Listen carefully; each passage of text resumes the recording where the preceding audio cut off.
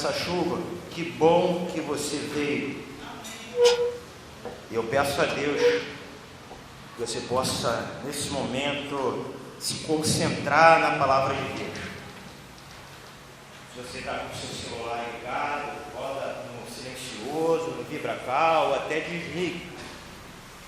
Se por acaso você está com criança, fica de olho nela. Bem? Fica de olho nela para que a atenção seja exclusivamente para a palavra de Deus.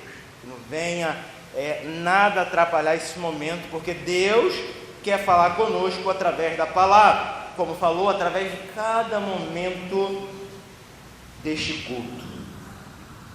Amém? Posso pedir a tua colaboração para que me ajude a se concentrar. E se alguém do teu lado, por acaso, puxar a conversa com você, fala, não, preciso ouvir a mensagem. Se você perceber alguém atrás ou do lado que está mexendo no celular, fazendo alguma coisa no Facebook, no WhatsApp, você olha a palavra de Deus, me ajude. Porque se eu observar daqui da frente, eu vou pedir para prestar atenção. Então, fica ligado. Estou de olho em vocês, você de olho em mim. Amém? Combinado? Vamos lá.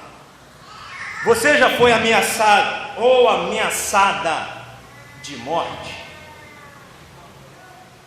Passou por isso ainda não? Já passou por isso no colégio? Imagina? Vou te pegar lá fora, não. Vou te matar lá fora.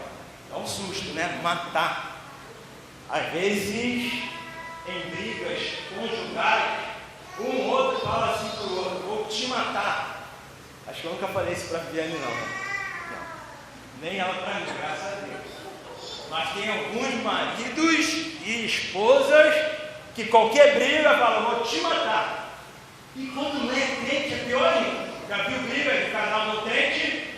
Fala que vai colocar o nome dele no sapo, fala que vai fazer macumba, fala que vai chamar a milícia, o bandido, que vai levar ele. Então a chantagem é muito grande. E pode ser que você já passou por isso. Alguém te falou assim, eu vou te matar. Mas fique tranquilo, a tua hora é Deus que decide. Claro que você tem que ter alguns cuidados, né? Alguns cuidados. Se alguém te ameaçou, você tem que se preparar. Se ele realmente querer cumprir essa ameaça, vai na delegacia, mas se prepare. Porque você está sendo ameaçado por quê? Porque você é um pregador do Evangelho? Por que você está sendo ameaçado? É uma primícia para a gente observar. Por que ele me ameaçou? Porque eu sou um vizinho mau, um vizinho ruim? Por que alguém ameaça alguém? Por alguma coisa, por algum problema que aconteceu, e aí você é ameaçado. Eu já contei isso e lá no meu prédio, né? Acho que tem comigo, acho que uns 2 policiais, um aposentado, eu reformado, e um outro, só nós 2. E escreveram lá no muro, não sei se a Viviane já viu: polícia, vou te matar. Será que é cara para mim? Ou para o outro, né? Ou para quem lê, né? Mas teve um direcionamento, a gente fica pensando, né? Mas eu falo, está nas tuas mãos a minha vida. A minha vida pertence a Deus. Mas tomamos cuidados, né? Cuidados, né? Mas nossa vida está nas mãos de Deus e Ele tem nos livrado a cada momento. E se você observar na Bíblia, em Salmos, há tantas ameaças de morte que a gente lê, Davi falando, inimigos por todos os lados. Então ele enfrentou muitas ameaças, não só Davi, mas tantos os profetas, Ezequiel, e a maioria deles foram perseguidos, foram ameaçados de morte, por ser homens comprometidos com a verdade. Se você é comprometido com a verdade,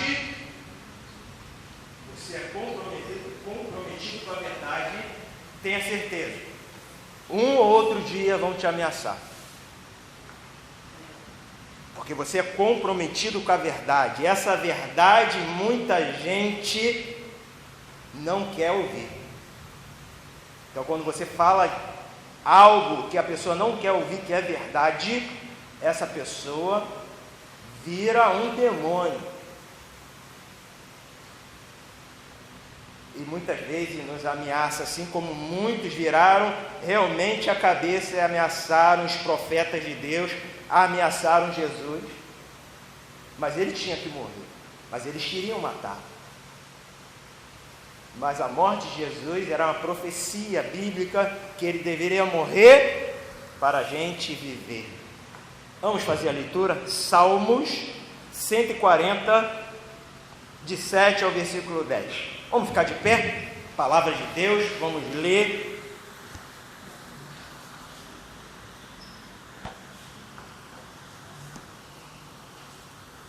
São somente 4 versículos. Vamos fazer a leitura alternada. Eu leio os versículos ímpares e a igreja os versículos pares, em reverência ao Senhor, ao dono dessa palavra. Eu disse: ó Senhor, Tu és o meu Deus, escuta, pois, o meu grito suplicante. Senhor, meu Deus, meu forte defensor, protege-me do combate. Não concedas, ó Senhor, ao ímpio os seus desejos, não promovas o seu mau propósito, para que não se exalte. Não deis a vitória aos meus inimigos, que as suas ameaças contra mim caem sobre eles. Amém. Vamos orar. Senhor Deus, fala ao nosso coração nessa noite. Que o Senhor possa ser claro, objetivo. Usa teu servo, Deus, para ser um facilitador nesta noite, para que cada um possa sair com a certeza da sua vitória, do seu livramento essa noite. É o que eu te peço em nome de Jesus. Amém. Pode se assentar. O tema que eu coloquei para essa noite é o livramento de Deus. O livramento de Deus. Vamos repetir? O livramento de Deus. E é essa história que eu queria contar para vocês essa noite. O livramento de Deus, livramento da morte, livramento que Deus deu ao povo de Israel que estava escravo na Babilônia. Um povo que foi levado cativo, sem a sua vontade, contra a sua vontade, e foram cativos, foram feitos escravos na Babilônia. E conta-se que essa história, o rei daquela época, chamado Assuero, ou Xerxes, dominava desde a Índia até a Etiópia. Olha o mapa, Etiópia ali em África e Índia lá na Ásia. Olha, eram aproximadamente 127 países, províncias. Esté capítulo 1, versículo 1, diz que era 127 províncias. A arqueologia da cidade de Suzã, onde aconteceu toda essa história, um historiador, Marcel de Eulafoy, ajudado por sua esposa, descobriu a fortaleza do palácio, que o autor do livro de Esté chama a Cidadela de Suzã, ano de 1884. Os personagens desse livro, para a gente ter um pouco mais de intimidade nesse texto histórico que nos fala muito ao nosso coração. Rei Assuero ou Xerxes eram os nomes hebraico e o nome grego. Então, Assuero, Xerxes é o mesmo personagem. Reinou 21 anos da Índia até a Etiópia.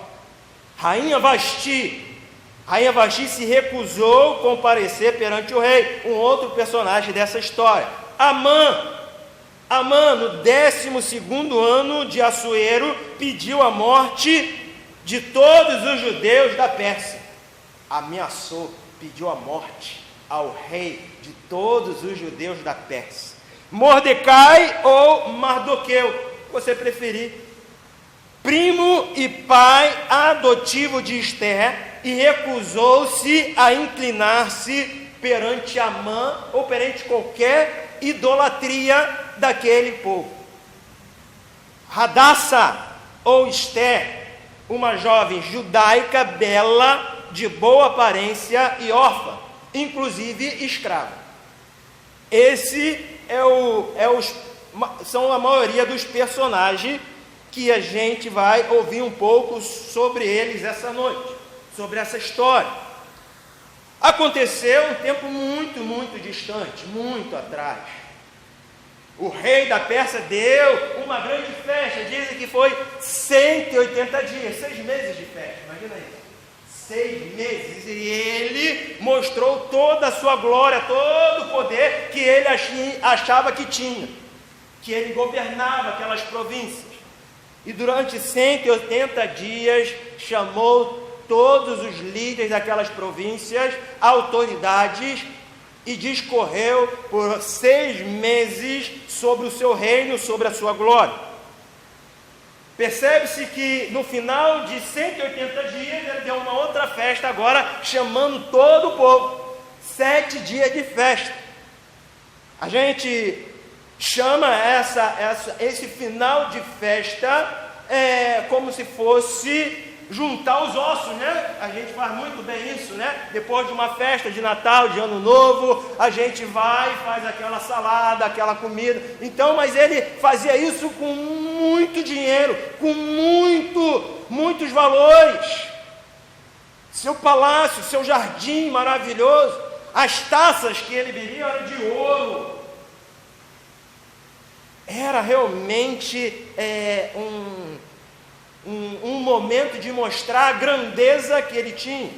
E nesses 7 dias, a rainha Vasti, que era esposa do rei Xerxes, também deu uma festa. Então estava tendo 2 festas paralelas, uma para os homens e outras para as mulheres. Do melhor vinho, da melhor comida, de tudo que tinha glorioso naquele reino, eles aproveitaram durante esses 187 dias. E no finalzinho da festa, o rei Xerxes quis se gabar ainda mais. E quis falar da sua linda esposa Vasti. A Bíblia relata que era linda mesmo. Então, chamou-se a rainha Vasti para se apresentar diante de todos. E sabe o que ela fez? Não vou. Desobedeceu o rei. Todo mundo ouviu o que os funcionários foram lá chamar a rainha e eles vieram com a resposta: ela não vem. Tinha seus motivos, a Bíblia não relata, mas tinha seus motivos por ela não vir. Mas foi uma desobediência diante do rei. Não vou. E ele ficou desesperado: o que eu vou fazer? Uma desobediência desse tamanho, na frente daqueles que estavam glorificando e exaltando o rei, é uma ofensa, Tiago, uma ofensa a mulher falar que não vai até o seu marido naquele tempo, imagina? Hoje, mais ou menos, né?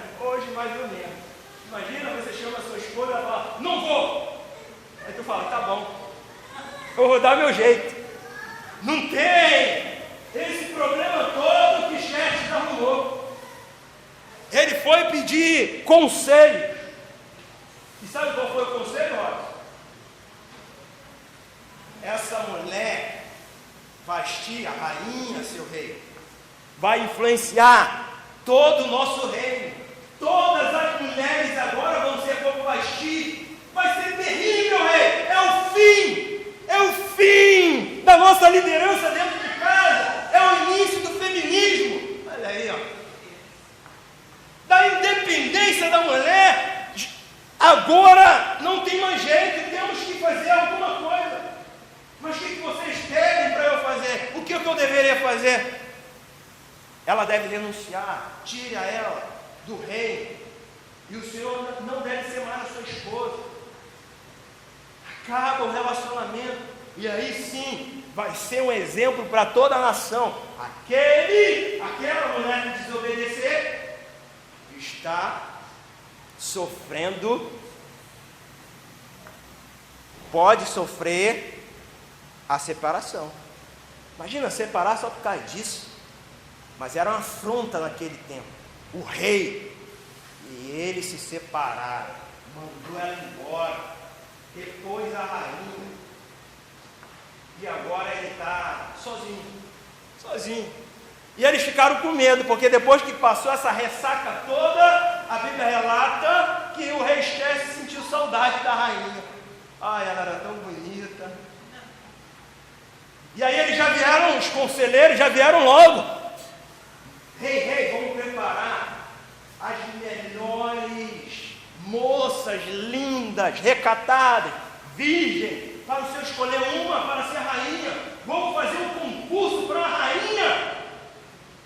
Olha, que ideia, né? Que ideia. E ele gostou, beleza. Vamos fazer. Ele tinha um eunuco lá. Eu conversando com o Jonathan, o que é eunuco? Vocês sabem, né? Vocês sabem o que é um eunuco. O eunuco cuidava do harém. O harém é onde ficavam as mulheres dos reis. E esse rei aqui nem é bíblico, é profano, rei que não servia a Deus. E estava aqui fazendo de escravo toda a nação de Israel. E ele fez esse concurso. E chamaram as mais bonitas, as mulheres mais lindas, levaram para ficar 6 meses, 6 meses de banho, de aromas, de beleza, era um spa. Olha aí, 6 meses de spa, com todos os aromas, tudo da técnica para deixar a mulher linda. Depois desse mês, mais 6 meses de outro produto. Ficaram 1 ano se embelezando para ir à presença do rei, tendo toda a instrução de como deve ser a rainha, como deve amar o rei, como deve se posicionar com o rei. E falam que de todas as mulheres que se apresentaram diante do rei, somente Esther ele lembrava do nome. As outras não interessou. E ela foi escolhida para ser a rainha, para ser agora a auxiliadora do rei. E foi um momento realmente inusitado, porque ela era escrava judia e Mardoqueu, que trabalhava ali também no pátio do palácio real, ele falou para ela: não fale que é judia, você é uma escrava. Se falar que é escrava, estamos reprovados, não vão aceitá-la para participar desse concurso. Então ela omitiu que era judia. E o reino estava em movimento. Enquanto o concurso estava acontecendo, tinha autoridades, e uma delas era Amã, o malvado, o Amã terrível. Amã, ele queria destruir o povo judeu, principalmente Mardoqueu. Sabe por quê? Mardoqueu não se prostrava quando a autoridade Amã passava. Não se prostrava. E todos se prostraram, menos ele, e se irritava. Amã, eu sou o segundo aqui na posição, sou o vice-presidente aqui desse reino, e quando eu passo, ele não se abaixa, ele não reconhece a minha autoridade. E isso foi remoendo dentro do coração dele. Ele falou: eu vou matar Amã, eu vou matar ele merece a morte. Amã exigia a reverência de todos, mas Mordecai não se prostrava, não realizava esse ato de reverência, e aquilo chateava. No quartel tem muito isso, né? Se não passar e prestar continência, o outro fica irritado, até te prende. Às vezes acontece aqui na igreja também, quando o pastor passa, esquece de cumprimentar alguém, né? Pastor malvado, pastor esqueceu de mim. Mas às vezes acontece por distrações. Mas Mardoqueu não era distração não, ele não queria se prostrar diante de Amã e nenhum outro líder, que era uma prostração pagã. Eles buscavam magias, eles buscavam para conhecer o futuro artimanhas diabólicas. E Mardoqueu não queria compactuar com essas práticas pecaminosas. Então ele pensa: vou falar com o rei, e vou falar para o rei que existe entre nós um povo que tem uma outra tradição, que adora um outro Deus, e que não se prostra diante do rei e de ninguém. E esse povo deve morrer. E o rei, chefe, concordou: é mesmo, vamos matar todo mundo. Toma aqui meu anel real, faça a lei, e você tem autoridade. E eles decretaram a morte de todos os judeus. Todos deveriam morrer. E esse foi o decreto para matar todos os judeus. E aí, quando eles viram o decreto, né, se espalhou por todo o reino, pelas 127 províncias que fazia parte da Índia e Etiópia. Mandaram cartas, e-mails, não, né? Zap, não, também não. Mas a informação, pombos correios, e todo mundo ficou sabendo. Quando viram aquela carta, é o nosso fim. Sabe o que eles fizeram? Se prostraram, choraram, colocaram a roupa mais simples, roupa de saco, a roupa mais simples que eles tinham, e se prostraram diante de Deus, pedindo: Deus, nos mostre o livramento, nos dê a direção. E mais do que eu pensou: livramento. Será que Esther foi colocada como esposa do chefe ou do açoeiro para nos livrar? E foi até o palácio mais próximo que ele poderia chegar, e falou, mandou recado para Esther, dizendo: o povo está morrendo, o povo vai ser morto, tem um decreto contra nós, é o nosso fim. Esther: eu não posso fazer nada, eu não fiz nada, eu não posso ir diante do rei, eu posso morrer. Mas você vai morrer de qualquer jeito, Esther, você é judia, eles vão te descobrir também. E ela ficou aflita: meu Deus, e agora? É verdade, eu sou judia, eu vou morrer também. E ela pensou: eu tenho que falar com o rei, mesmo que isso signifique o sacrifício da minha própria vida, eu tenho que ir até o rei. E ela preparou um jejum, não só das que estavam perto dela, mas para que todos os judeus estivessem jejuando por 3 dias. Decretou um jejum, pediu a Mordecai: prepara um jejum para a gente estar orando, porque eu vou falar com o rei, eu vou me sacrificar. Se morrer, morri. Mas se Deus quiser nos livrar, Ele vai dar toda a estratégia para isso acontecer. Se Deus quiser te livrar, Ele vai te livrar. Deus, Ele pode te libertar, Ele pode te proteger, Ele está perto de nós. A nossa história, ela é paralela à história que Deus tem para o futuro, para o povo de Deus. Então, quando nós encontramos com a história de Deus, nós estamos seguros, porque estamos na história de Deus. A nossa história paralela sempre tem um encontro definido com Deus, um momento que você vai se encontrar com Deus, um momento que você vai entender o que Deus quer da sua vida, um propósito que Deus te chamou. Ele vai te colocar até como rei, rainha, te colocar como governador, como chefe de empresa, como um trabalhador em um local aonde Ele vai te usar. E foi isso que estava acontecendo. Esther estava no local certo, na hora certa, encontrando com a história de Deus para livrar o povo de Deus. Que coisa linda que eu observo. O apelo de Mordecai a Esther. Nos ajude, Esther. Nos ajude, nos salve, Esther. Você foi colocada aí com um propósito. E ela decreta 3 dias de jejum. E ela não se calou, ela pediu socorro e libertação a Deus. E ela reconhece que deve ir à presença do rei.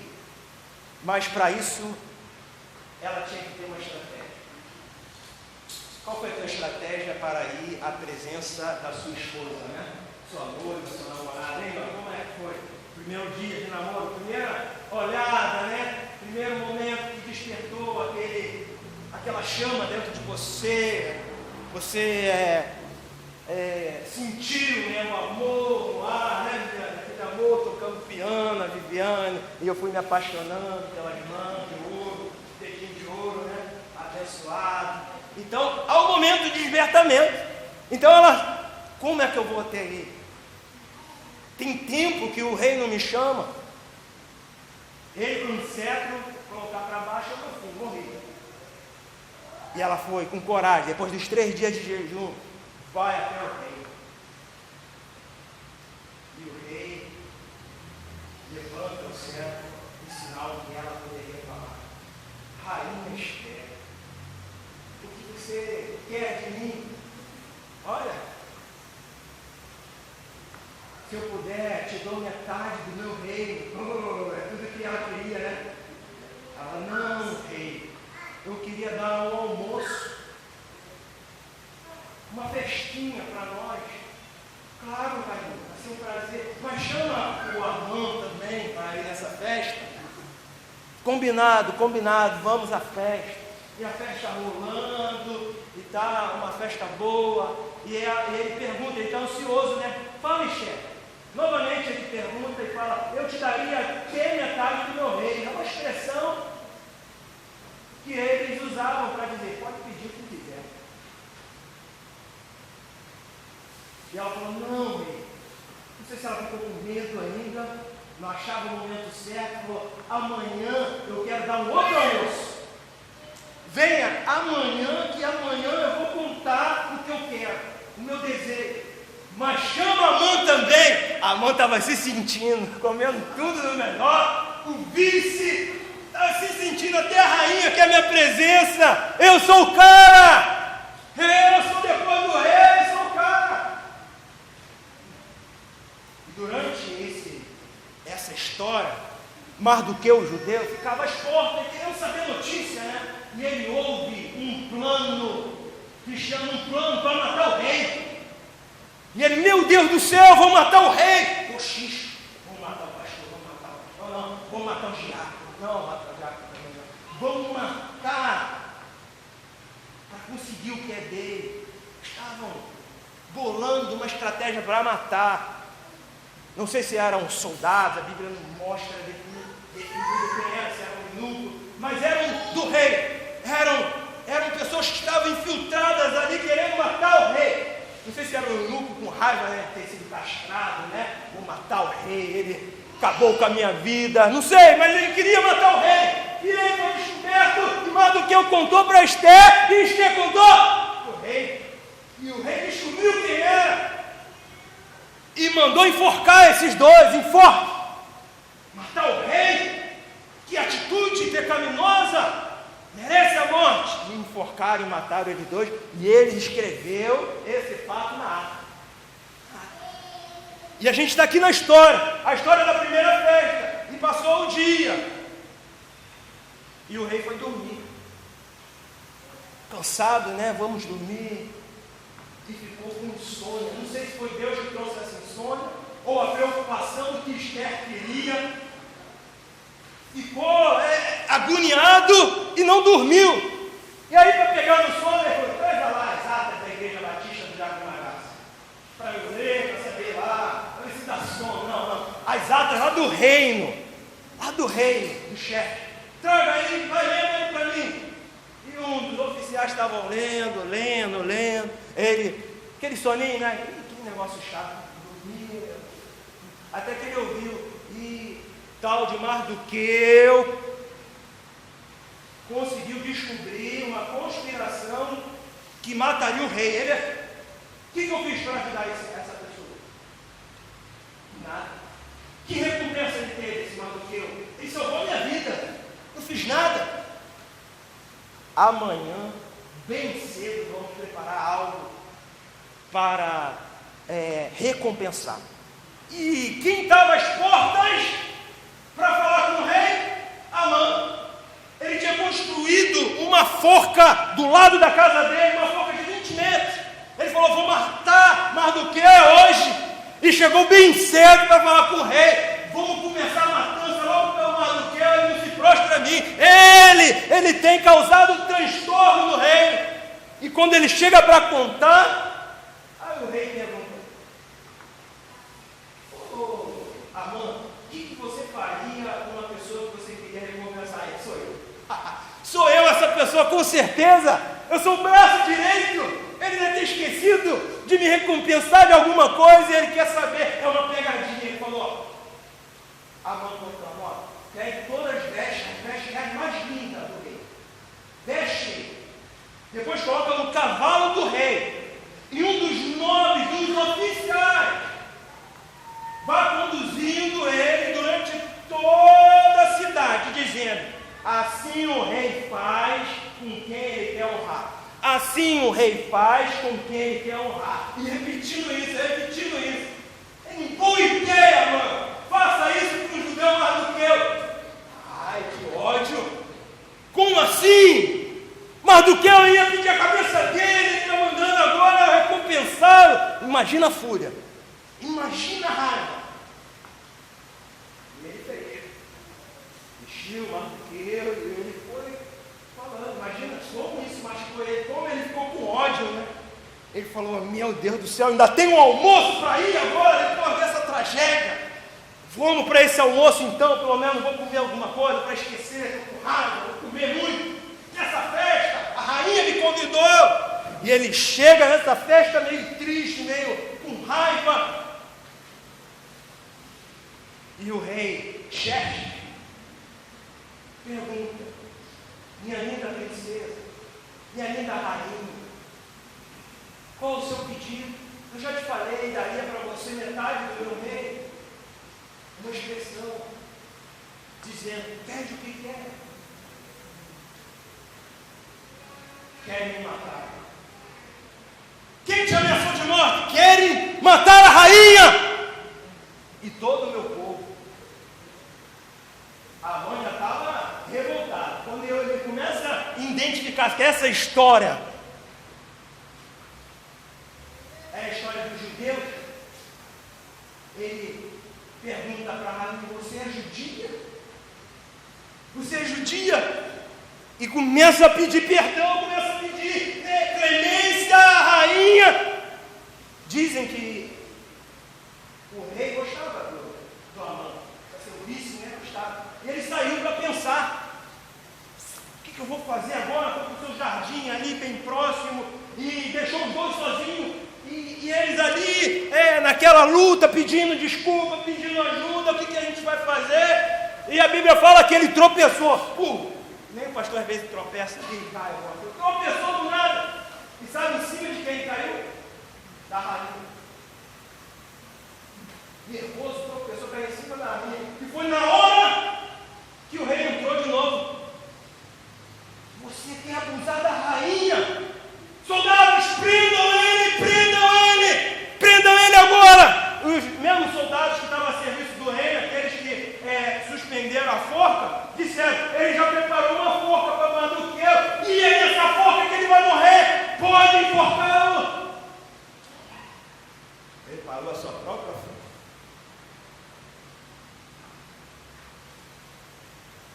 Que história. E fala que, se você observar, nenhuma vez fala o nome de Deus nessa história, mas ele está intrínseco em todo momento, em toda a estratégia, de tudo para acontecer, no exato momento, no momento certo. Deus está presente em cada detalhe, em cada escolha, cada momento da insônia do rei Xerxes, Deus está ali. Na conspiração que Mardoqueu ouviu, Deus está ali. Na escolha da rainha, Deus estava ali. No jejum que eles fizeram a Deus, ele estava ali ouvindo. Em cada detalhe, Deus estava presente. E é assim também com a nossa vida.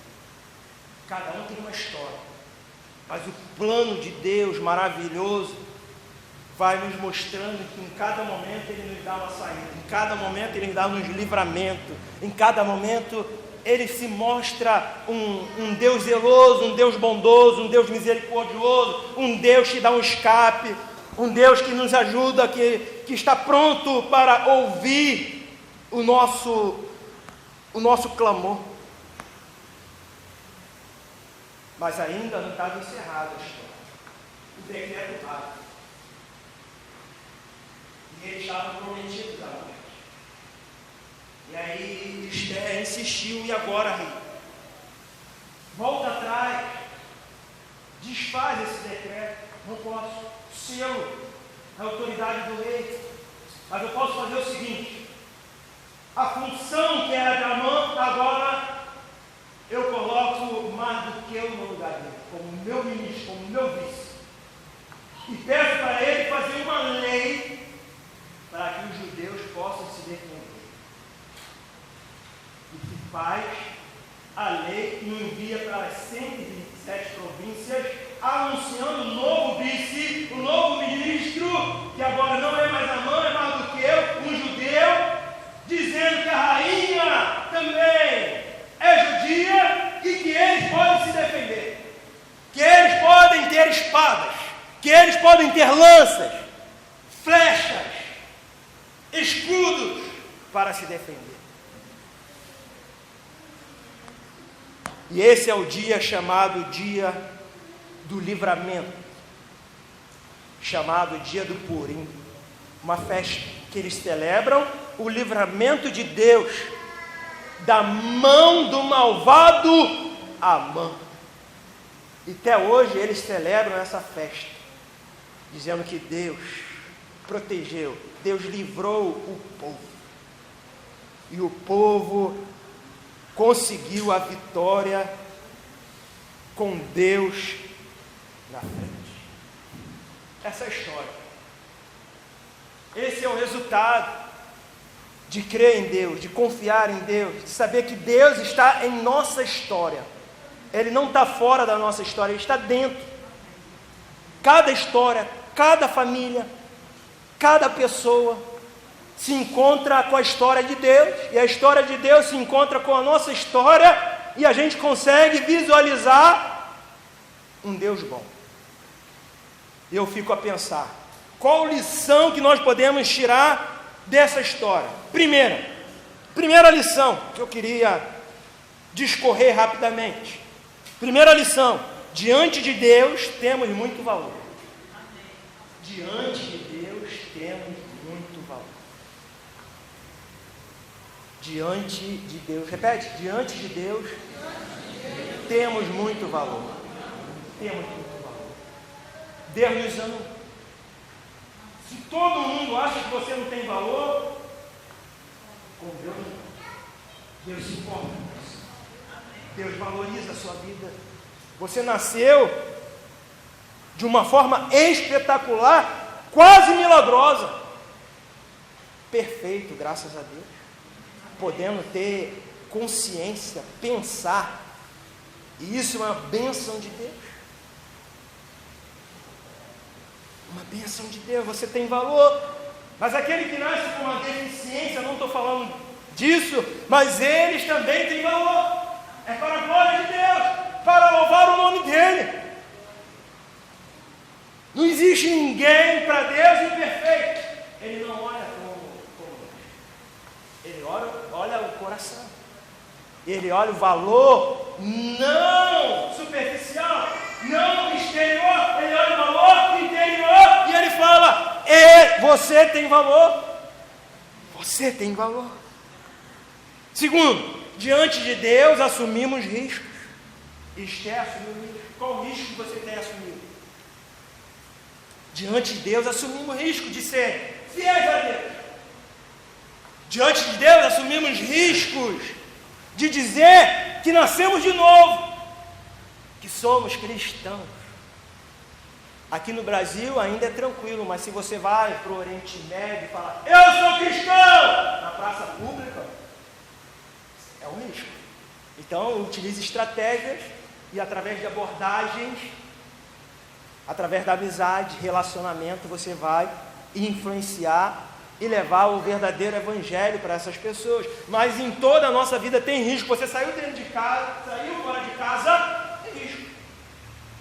Bandido pode te assaltar, a milícia pode te assaltar, pode entrar na tua casa, tem risco. A gente tenta minimizar o risco, mas na nossa vida tem um risco. E com Deus também, os riscos não acabam, mas a gente tem a proteção dele, é diferente. Nós temos escape, livramento de Deus, e clamamos para que Ele nos livre, nos dê mais uma chance para glorificar o nome dEle. Mas um dia para glorificar o nome dele, para chegar no trabalho e falar de Jesus, para chegar na faculdade e falar de Jesus, honrar o nome dele, com testemunho, com fidelidade, não se prostrar ao pagão, às festas pecaminosas, a dizer não ao pecado, não ao jeitinho, não ao erro. Isso é um testemunho, a fidelidade a Deus. Diante de Deus assumimos riscos. Diante de Deus é necessário ser sensível aos seus propósitos. Para que Deus te chamou? Aonde Ele te colocou? Com que família Ele te deu? Seja sensível. Deus me colocou aqui para abençoar a minha família, para amar a minha esposa, para ser fiel à minha esposa. Deus me colocou nessa igreja para ser fiel a Ele, para abençoar, para viver em fé. Seja sensível. Os sinais. E às vezes a gente não percebe os sinais de ajuda. E eles estão a todo momento tentando nos auxiliar. Os sinais para a gente não pecar mais, para a gente se livrar da morte, para a gente se livrar do erro. Os sinais. Às vezes a gente está surdo, cego, e não consegue ver. Mas é bem claro, os sinais aqui em Esther não se coloca o nome de Deus, não vem escrito. Mas você consegue perceber os sinais dos livramentos, os sinais da história, sempre providenciando o escape para Esther, para Mardoqueu, livrando eles da morte, não só ele, mas o povo. É assim que Ele faz conosco. Ele vai dando sinais. Deus coloca motoristas aqui na igreja para ajudar as pessoas a chegarem à igreja. Olha os sinais maravilhosos. E essas pessoas são abençoadas. Tudo tem um sinal, nada acontece por acaso. Tem sempre uma motivação, um propósito de Deus para nos exortar, para nos encorajar, para nos dar uma lição, para nos aproximar e ter um relacionamento mais profundo, mais íntimo, mais santidade com Deus. Então os sinais são bem visíveis, a gente que não enxerga. Precisamos ouvir mais. Os sinais, eles estão próximos. Diante de Deus, a vitória é na intercessão. Olha a oração, jejum. Jejum com um propósito definido. Jejum é bíblico, irmão. E com um propósito. Propósito de livramento. Esther fez uma campanha de jejum, de oração, de joelho no chão, pedindo pelo livramento, para que ela pudesse falar com o rei, não ser morta, para que o rei pudesse ouvir, para que Deus pudesse preservar o seu povo. É oração. Precisamos orar um pelos outros. O momento da oração é sério, irmão. O momento da oração, um zelo incomparável que devemos ter. É o momento que Deus está ouvindo a nossa oração. As duplas devem ser encaradas seriamente, para você orar, para você ligar, para você se corresponder, se relacionar para aquele pedido que veio até você. É um sinal que aquela pessoa está sofrendo, é um sinal que aquela pessoa está querendo e desejando algo, e nós precisamos estar diante de Deus.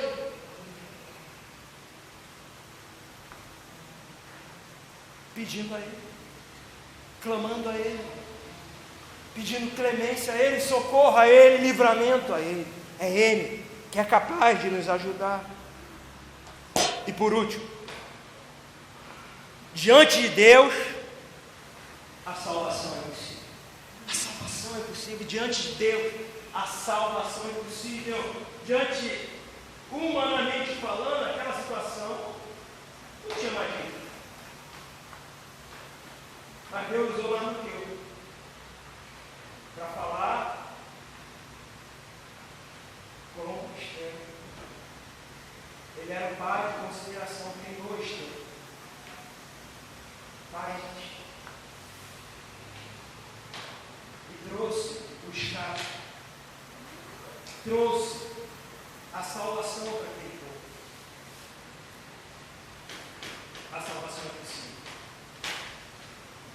Manuel, a salvação é possível. Diante de Deus, podemos nos salvar. não somente de livramento, mas salvar totalmente do inferno, da segunda morte. A primeira vamos passar, mas a segunda, ele nos salva. É a remissão da salvação. Isso é bem sério. Você já tomou essa decisão? Glória a Deus. Continue firme, continue confiando no livramento dele, continue confiando na salvação de Deus. Mas se você entrou essa noite e não tem certeza, eu queria orar por você essa noite. Deus preparou essa chuva, preparou tudo para acontecer hoje, para você estar aqui. Para te lembrar que Ele te ama, que você tem valor. Para te lembrar que é através da oração, da intercessão, é através do sinal que Ele vai anunciar a salvação que Ele preparou desde a eternidade para todos aqueles que creem através da promessa e através do cumprimento da promessa.